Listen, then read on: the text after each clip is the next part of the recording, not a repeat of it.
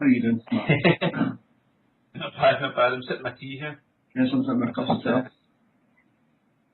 Bit of Earl Grey. Tea. Totally here. So tell me a bit about yourself, how you came to play guitar and so on, the history of Mark Mcguigan. I don't know, I started when I was about 13, if I remember. I'd always, my dad was a big fan of Cream and Stevie Wonder and Queen as well. Sorry, Wasps just flown in. Never mind, I'll ignore it. My mum was in the Beatles and Stones and stuff like that, so there was always kind of music, a lot of rock and a lot of blues, and a kind of mixture of classical and soul and all that sort of stuff in the house. I always had music on in the house. And I used to sing Brian May's guitar solos. When used to go on trips up to Glencoe and stuff like that, you know, for a drive or something like that. My folks would put on Queen in the car or something. So I would sing along to the old Freddie Mercury. Of course, it was his birthday this year, wasn't it? But I'd sing along to the Brian May guitar solos. So I kind of always had always kind of wanted to play the guitar, I suppose. And the first instrument I actually played was the clarinet. Would you believe? The most unrock of instruments.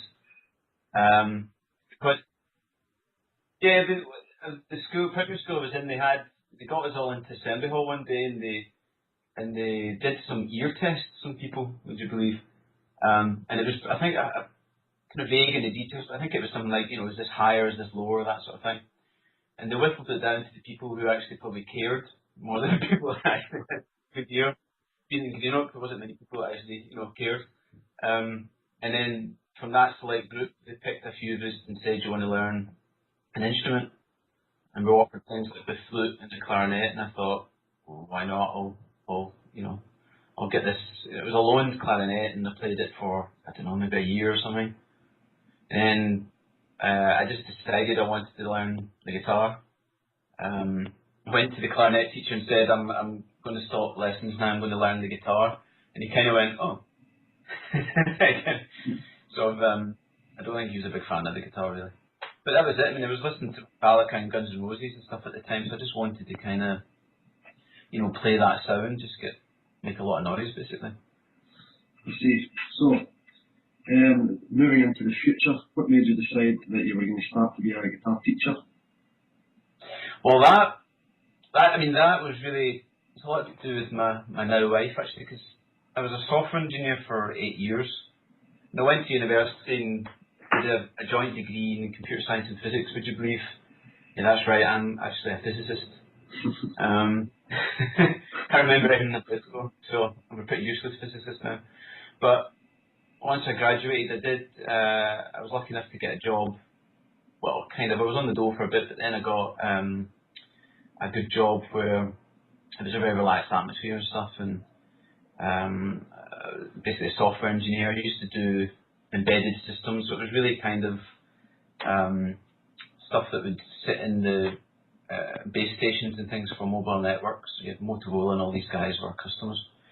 And I did that for 8 years, and it was just doing me in, basically. It was just, I wasn't enjoying it. Sometimes I had to travel back and forth, so, you know, business travel is not fun if you're on your own. And it just wasn't really enjoyable, and it was beginning to kind of have an effect on me. I think I was just kind of down quite a lot, and my wife Kate, you know, she said, well, why don't we try and change things up? And I'd always obviously played guitar. I mean, I've been playing it since I was 13, so it seemed like a kind of logical step to take. It was quite risky. I mean, it wasn't kind of oh yeah, I'll just stop and then start teaching. Because I had a software engineer's wage, so it was a good wage. And it was just kind of taking a drop in pay and not guaranteed pay at that as well. I mean, you probably find that yourself when you're teaching. You kind of, when you're self-employed, you have to kind of, you're always close to the wire. So each month goes by. But in the same time, I mean, it's so much better if it's much more enjoyable personally for me, and I'm much happier now. I was kind of doing it, and I'm lucky enough, I suppose, that I've managed to build up a good kind of roster of students and stuff, rather than maybe still struggling to get students in the door type of thing.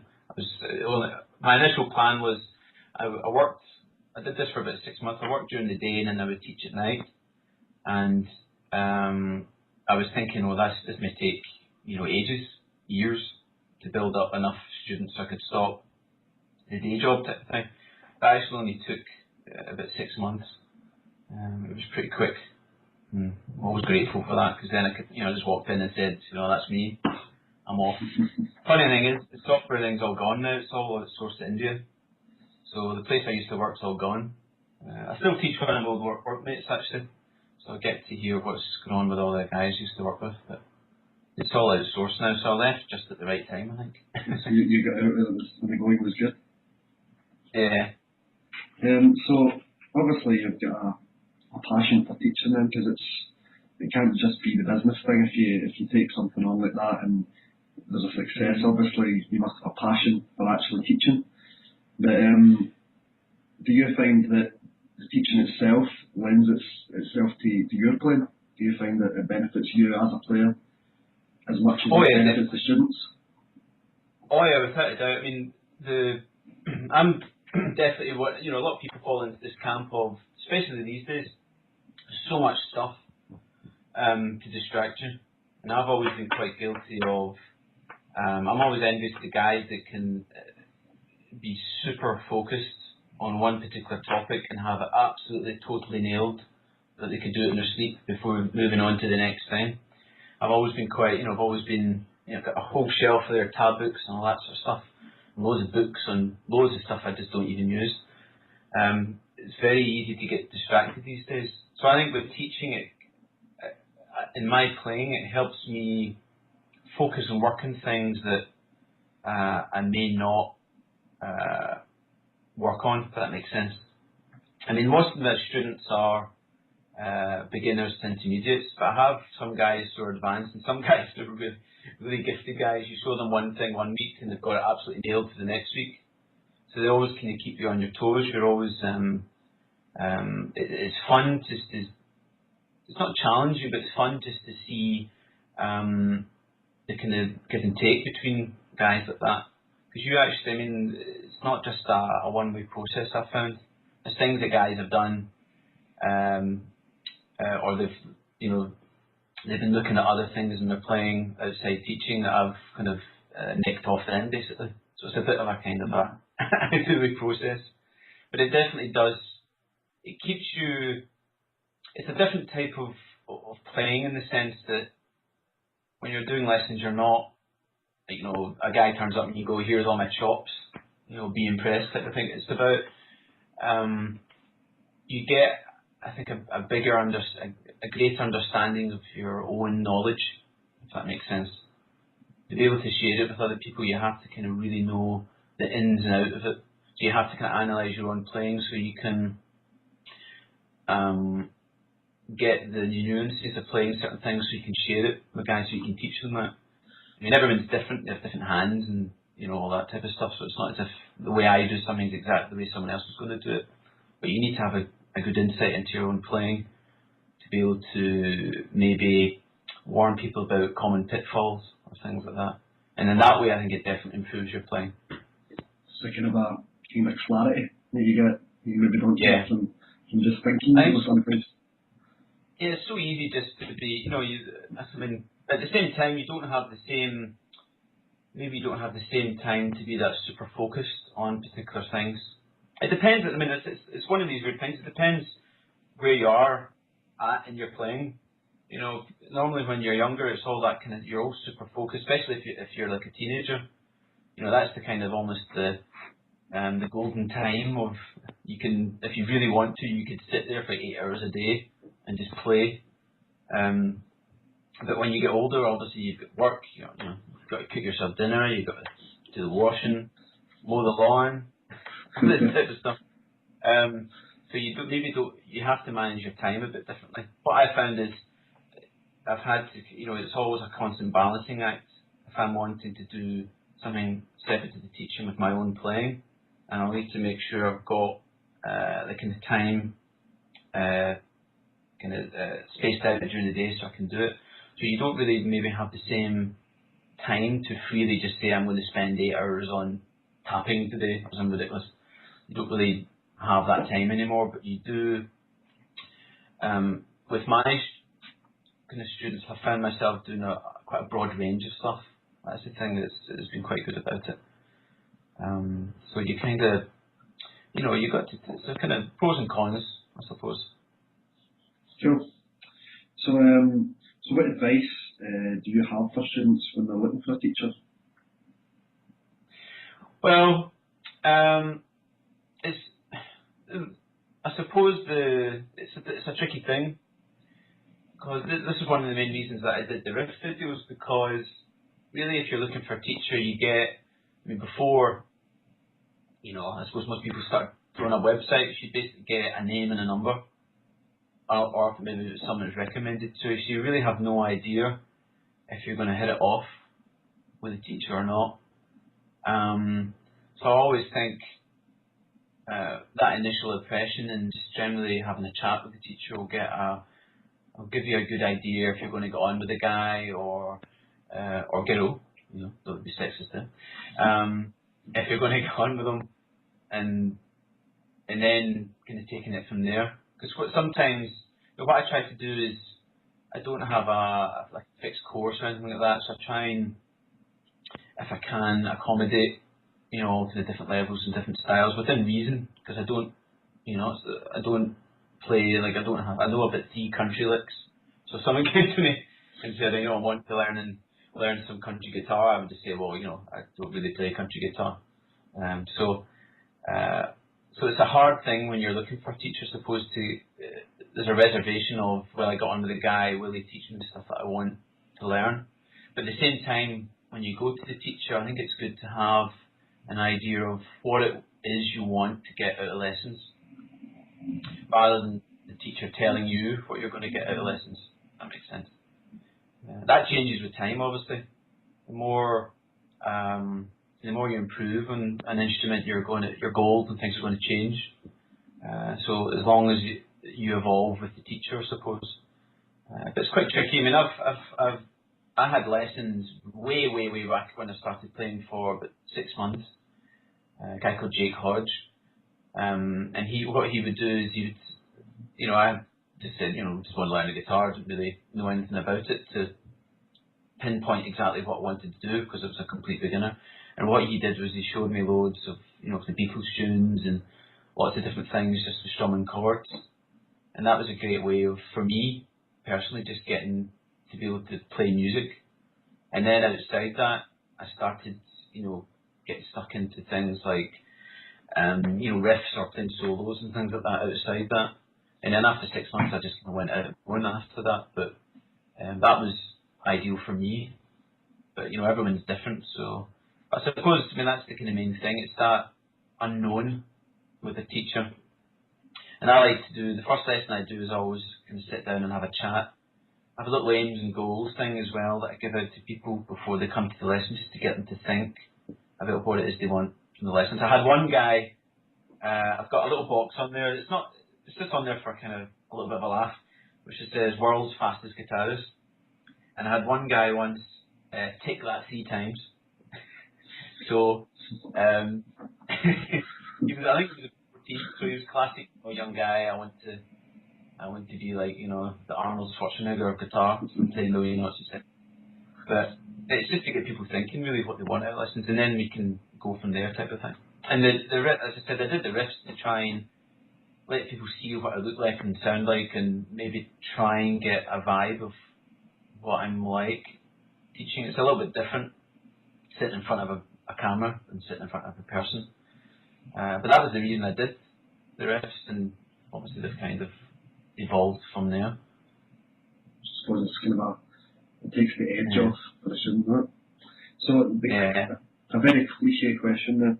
If you could offer students just one piece of advice, what would that be? Have fun. Simple as that. The kind of something that we can all forget sometimes. I mean, I suppose I talked about singing along the Brian May solos. I was doing that because it was good fun.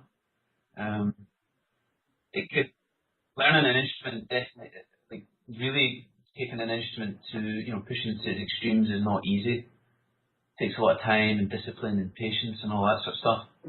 But we always have to remember that that initial feeling of even seeing a guitar or picking it up, that kind of excitement about the thing. I suppose that's what I think it's an important thing to always remember. So even when you're having days where nothing works, and I think that happens for everyone, doesn't matter how legendary they are on the guitar, there's always days where the fingers are just like, no, it's not going to happen today. You always want to just kind of put the guitar down and come back to it so you can have fun on the thing. So that's it, it's kind of, yeah. Because we've all been, it seems to have a lot more to me recently, but that's because, I don't know, just doing a lot of stuff at the moment, but it's always good to just sit back, turn up the amp and play a big fat A power chord or something, because it is fun. Certainly is. Right, so just a wee bit about you and your music now, as opposed to the teaching side. So, you mentioned Brian May.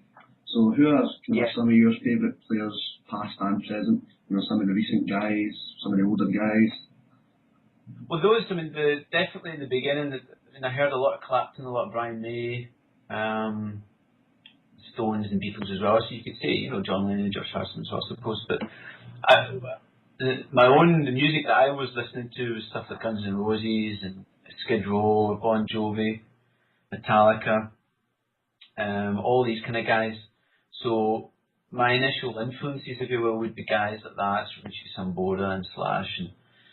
And in fact, one of the first guitar solos I learned, I think, was Is It Without You or something like that, or Never Say Goodbye on Slippery When Wet, something like that. It's a really nice, slow, simple guitar solo. That was one of the first ones I learned. So they were the kind of early influences, I suppose. But then, like most people of my age, I suppose, discovered the likes of Satriani and Vai, and then it was really all over from there, I suppose. Malmsteen as well, actually. I came across Satch. I think it was Flying in the Blue Dream. So I heard Flying in the Blue Dream first before Surfing with Alien, and I got Flying in the Blue Dream, and that just blew my mind in the first place, because I suppose when you first, like anyone when they first hear Satch, it's that idea of the guitar being up front and being the main focus of the music. So it's essentially the vocalist, if you will, in the songs, compared to your classic band set up with, you've got your riffs, everyone's singing, big choruses, and then you've got like a guitar solo or something. So that was the kind of wake up call or shock, I suppose. And then that even compounded more when Passion and Warfare came out. And I remember putting Passion and Warfare on, because I got it in vinyl. Mum and Dad had a old Philips record player or something. I remember putting it on, and that first, Liberty, when it first kicks in, it just blew my head off, basically, because it was just, it's produced with an inch of its life, that album, but it was just the sheer sound of it. And then Malmsteen as well. Malmsteen, I remember my friend was talking about Malmsteen. He was going on about this guy, he's the fastest guitarist. Like when you're that age, you're talking about the fastest guitarist in the world and all that sort of thing. And I remember, I think it was Marching Out, I got on tape, and that was another kind of revelation moment.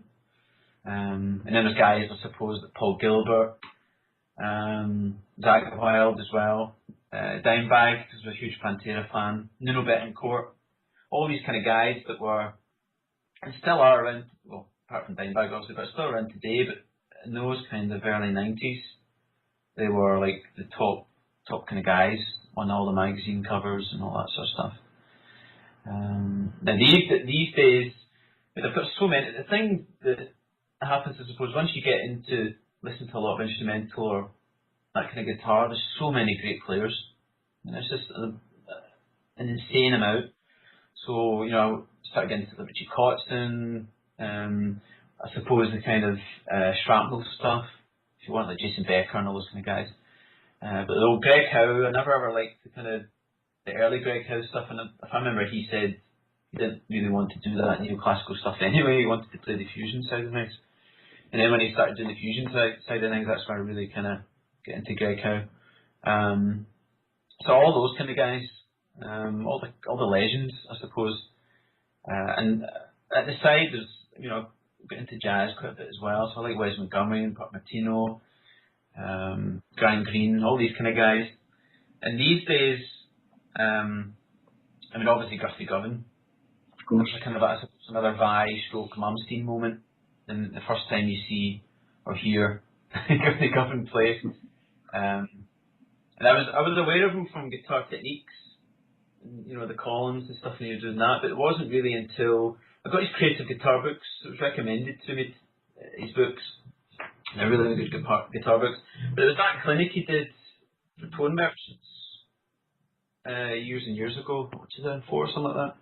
And he had his old PRS, and he was demoing the Confords. Remember them, Concord amps?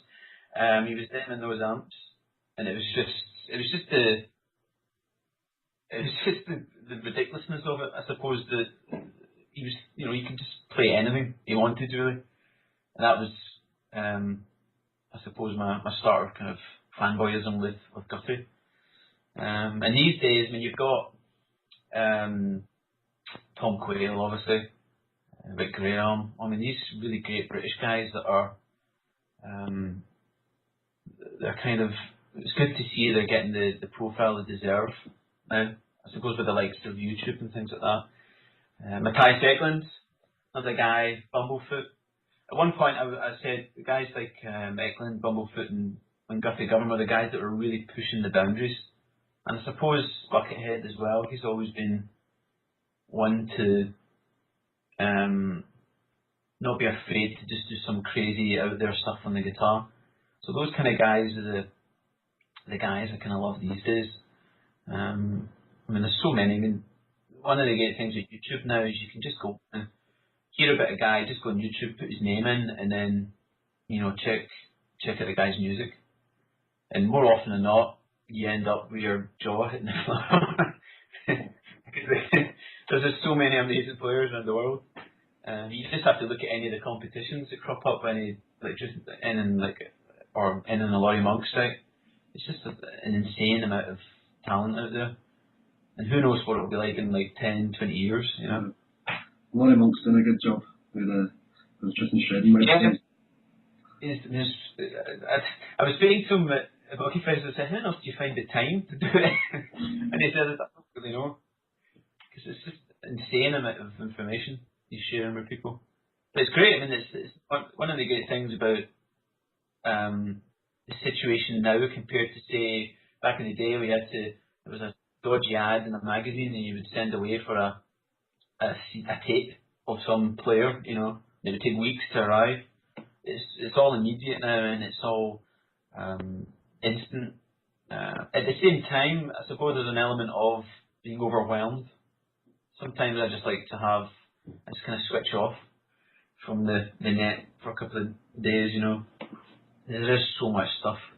It's hard to handle sometimes. Then again, I might just be getting older or something, I don't know. I suppose, I mean, obviously I'm a bit young, so I've been used to the internet, but I suppose there would have been an excitement factor if you were waiting for a tape of, you know, maybe a tape from... Yeah, but don't want to sound like an old man, but, you know, my first instructional tape was a George Lynch REH one, and I can't remember how much it was. It was something ridiculous. It was something like £30 odd.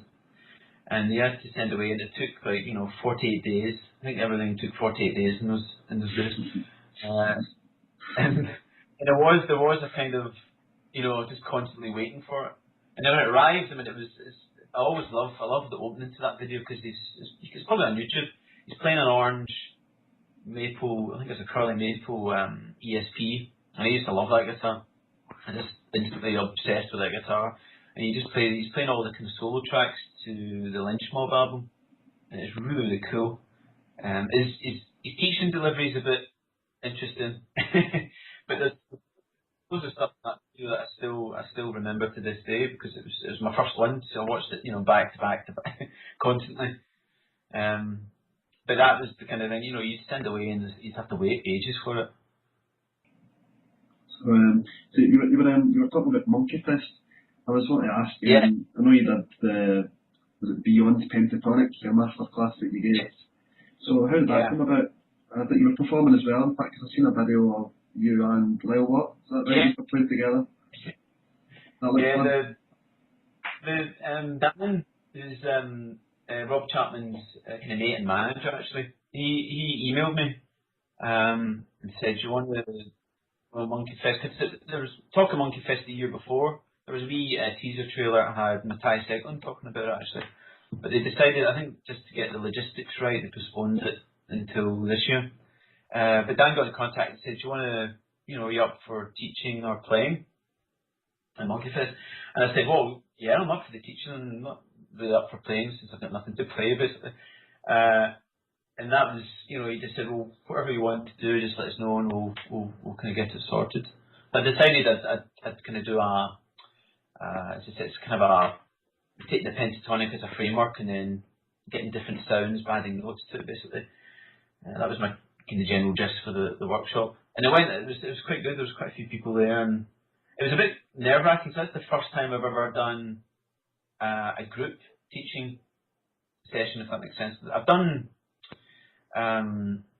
never done more than a one-to-one. I thought I'd done two once when I was teaching, but I think I split the class. I've never done I've always done one-to-one lessons. So it's a different dynamic. I knew it would be a different dynamic, but it was interesting just to see the timing, because we basically had an hour.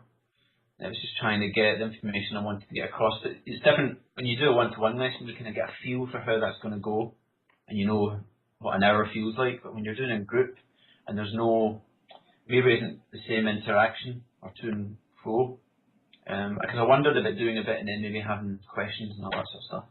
So it was a wee bit different, but it seemed to go pretty well. And the playing part of it was, that wasn't planned at all. I'd already had quite a few. That was the Friday, I think. And what Rob did was, he played a couple of these tunes, and then I thought it was a great idea. What he did is he started getting people up on stage to jam. And I think it was a great idea because it just kind of broke the ice a little bit and got some people would be performing the next day anyway, so it just got people, I suppose, warmed up, relaxed a little bit. Even though the beer was helping with that, I'll give you that. I mean, I'd already had a few anyway. And people were going up and jamming in pairs, and you had, Emer Holt was there, and he'd already been up and ripped the guitar to shreds. And Rod Chapman was up jamming and all that sort of stuff, and I was sitting in the back going, "There's no way I'm going up. I'm not going up there." And Dan came up and said, "Do you want to go up for a jam?" And I was like, "All right, okay, I'll go up." But then he said, "Well, we can go up with Lyle." So I was, "All right, it's going to go like that." And then at the stage there was, I think it was Chris Gedden come off and they said, "What you tune to? You tune to standard or half step down?" Because I think everyone's a half step down up there, the bassist and the guitar. So there was this kind of frantic, what's the tuning going to be in? I suppose it wouldn't matter, but we went up, and there was nothing prepared at all, and Stick, who was in the drums, just said, I think said something along the lines of, "Just play something fast and funky." So we jammed something fast and funky. So some of the stuff that Lyle Watt was doing, I mean, he's unbelievable. He's got perfect pitch, you know. Is it? Yeah, bastard. Mm-hmm. Chanced him a lot, and he did a cover of a Katy Perry tune, which was phenomenal. And he said he'd heard it once and then just came up with his arrangement of it. So he's that kind of talented kind of guy. You know, one of those guys that's so easy for them. Everyone else. Easy, but it was good fun. I mean, the festival itself was really good. I mean, it's early days, and I think there was just over 100 people there. But I finally got to see the Fellowship, which is something I've always wanted to do. So Guthrie Govan and his, the kind of jazz fusion band, and they were just phenomenal. Andy James was there as well. He's another player I like these days. I just bought his album, and he was really kind of down to earth as well. But it's just the way the blasé way of throwing out their music. The stuff that they do is just phenomenal. But it was good, really good fun, and it's going to be on next year hopefully. So it'd be great to get down again and see who they managed to get this year. I mean, getting God-sized and Gutty Govan and all that sort of stuff was pretty phenomenal for the first year. So who knows who they'll get next year. Yeah, isn't it? I want to take it down and check it out.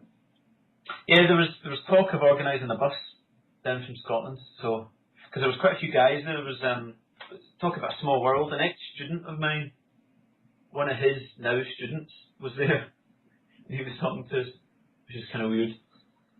So there was quite a few people from Scotland down there, so that's why they were saying we'll see if we can get a bus on. And I was just thinking, a bus coming down from Scotland, it'll be messy, but it'll be good. So I was had a wee look on your website, and I noticed that you now have, well, maybe you've had it for some time, but you have an entire clothing line of Master the Guitar merchandise. I was wondering what inspired that, and do you see yourself maybe expanding onto the high street?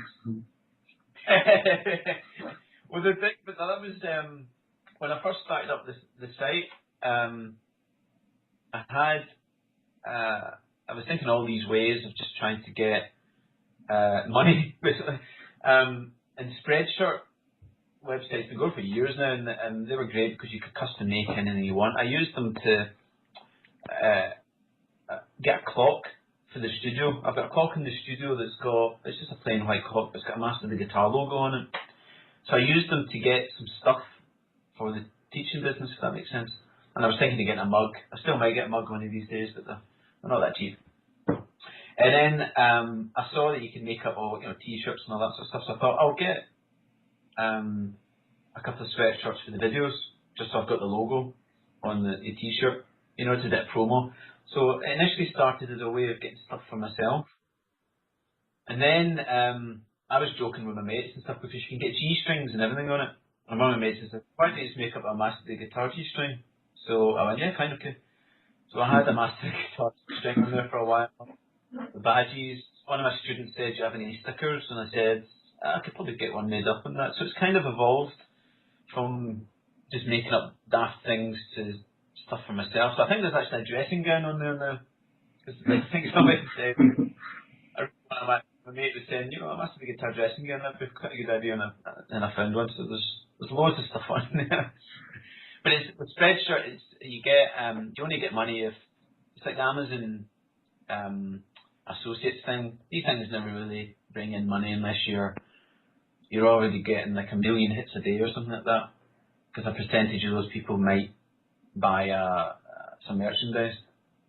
But you don't get any money until you've sold a certain amount, and I've had it up there for 5 years now or something. So there's no it's just there for a bit of fun, really, to be honest. If anyone wants a Master the Guitar mug, they can go for it. The G-string. But the high street's too volatile these days. It's best to do it all online. Yes, so you were mentioning earlier on about how when you were writing Monkfest, you said you didn't know what you would play. So I'm wondering, do you have any plans to release like a solo album, or you got a band, or is there projects that you're working on? Or? Yeah, one of my greatest. My wife Kate is one of the greatest finger prodders. She's been prodding me for years to get this done. Yeah, it's basically the only person at fault is myself, really, because I've doodled this stuff. I've never really done what I consider proper recording. I used to be a member of the Guitarist Recording Collective, which was kind of a bunch of guys, and we'd set each other recording tasks, and we'd just kind of record our little songs or something. And it was a great way. I liked it because it was a great way just to get used to the technical side of recording. Because that's the kind of way I like to do things. I'm kind of it's the same with the videos and now the video lessons. I wanted to do the riffs to get used to speaking on camera and getting used to creating a decent enough video. And it took a wee while to do that. Same with recording. I've been faffing about with stuff so I can get so I'm happy with a way of doing it, if that makes sense. But I've had this idea of doing an EP for years now. I used to have daft deadlines, and I'd say, right, I'll definitely get it done before I'm 30. I'm 35 now, so I need it. Basically, it's usually sitting down and doing it. It's as simple as that, and it's we've been doing it up the flat, and we've, you know, the baby on the way now, and I'm doing the videos and all that sort of stuff. So it's just trying to prioritise it to get it done. It's one of these things that I know that once I get stuck into it and do it, it probably won't take that long. Possibly, I don't know. I don't foresee myself as like an Eric Johnson tweak alike and take 10 years over an album or something. But I've got notebooks and sections of songs and ideas and stuff noted down from years and years ago. I like to have a little I used to do it where I would kind of put ideas into some like Guitar Pro or something like that, but then I started kind of recording ideas because it was a much better way of doing it, I think. So I've got loads of little bits and bobs around a bit there. It's just kind of putting them into actual songs, I suppose. I've got enough. I mean, I've got a Mac and I've got all my audio hardware and all that sort of stuff, and I get decent enough recording sound, so there's no limitations that way, I suppose. So it's just sitting down and doing it, really. So hopefully one day. No more committal than that. I look forward to hearing it when you finally get into it, maybe before you're 40. There'll be sort of mishmash of insanity. I had ideas years ago about doing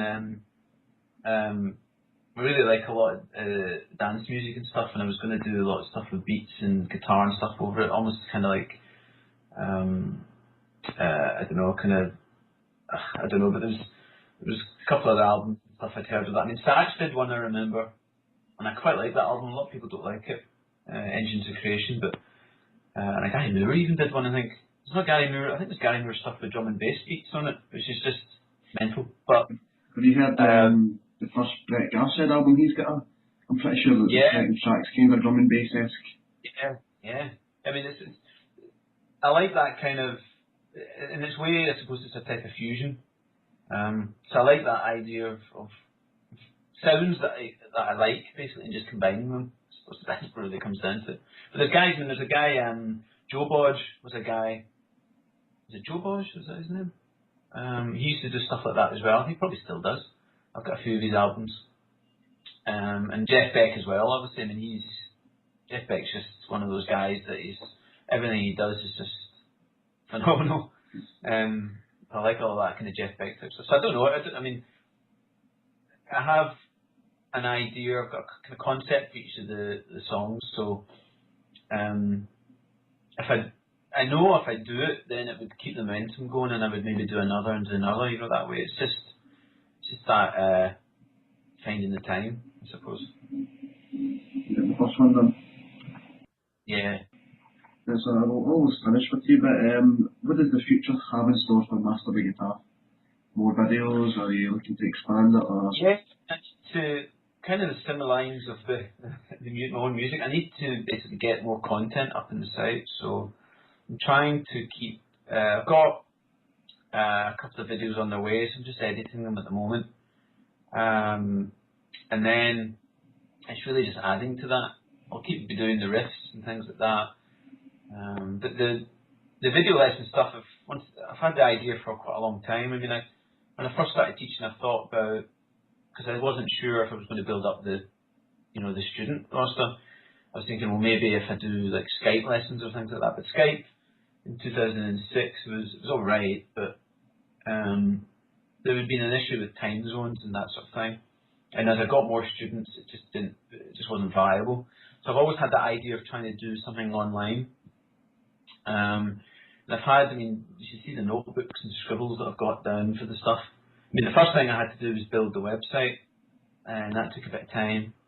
But now that that's all there, it's easier for me now. Now that I've updated my Final Cut as well, I've got a bit more of a slicker way of working. So hopefully I can get the videos out quicker. But it's really, the stuff that I'm looking to put up is very similar to what I cover in private lessons. It's a different vibe, obviously, because it's like you're speaking to cameras. It's not as if you can correct people or have a discussion with someone, you know. But the material that I've covered in lessons would be easily translate, you know, to stuff in the videos. So that's really what I'm working on as well. it's just getting more content up, so there's more stuff there, and I'll be covering lots of stuff. I mean, there's the thing now is there's so much stuff available out there that it's an element if you don't want to tread the same ground. You know what I mean? So it's kind of you want to try and offer something that will entice people. So I'm trying to do things. I've got little diagrams and stuff in the videos. I'm trying to get the information across clear as possible. Because some of the interesting thing about the videos online is my accent sometimes is throwing people. Some people thought I was German. I suppose Irish. That's not too bad. It's quite close to Irish. Some people don't understand me at all. So I've been trying to kind of get enough diagrams and tab and all that sort of stuff, so there's hopefully no communication issue. You just point to the diagram. You know, but that's basically what I've got planned. I mean, there's no, and further on in the future, I don't know. I mean, there was always this. It's difficult to do. I mean, Kate was always saying about expanding the business to, you know, having more teachers on board or something, so it's more of a school rather than a private tuition thing. But that would be really long term. It's really just getting the video lessons out, I suppose, and then getting hopefully feedback from people, and then trying to just offer the best I can do then, I suppose. But the thing I've noticed recently with Google and the Google Hangouts, I think David Walliman just did this recently actually. That's quite interesting to me because you could obviously have a guitar seminar or something where you could have almost like a lecture set up, so you could have, rather than Skype being just kind of one-to-one, you could have a group of people there, and the video quality is pretty good, and you could do, just like having a workshop or something at a festival or something. You could just do that online. Once again, it's the technology. I mean, the technology these days is just, it really is a great time if you're a musician or if you're using the technology to teach. Because I use SoundCloud and things like that, and for audio, so you can share audio with students, backing tracks or licks or things like that. So you don't always have to upload things to MP3 or burn things to disk anymore. You can just share things via an email or a link on Facebook, and that's it. So it's a great time, basically, I think, at the moment. Yeah, definitely. That helps a lot with things easier. Well, thanks for your time, Mark. And I look forward to hearing your album when it finally gets released. And I wish you the best of luck with your Master of Guitar business. Yeah, now you mentioned it's put a bit of pressure on. But cheers, it's been good fun. Yeah, definitely. Yeah, we'll have to get that jam sometime. Yeah, definitely. Whenever your things have died down, you have your baby and such, we can arrange something. Yeah, definitely. Yeah, that would definitely be good. Yeah. And do I have to trade some licks? Yeah, I'll steal all your licks. Well, I'm stealing yours then. We can exchange them. Yeah. Well, it's been good speaking to you, Matt. Yeah, you too, man. Have a nice day. Keep well.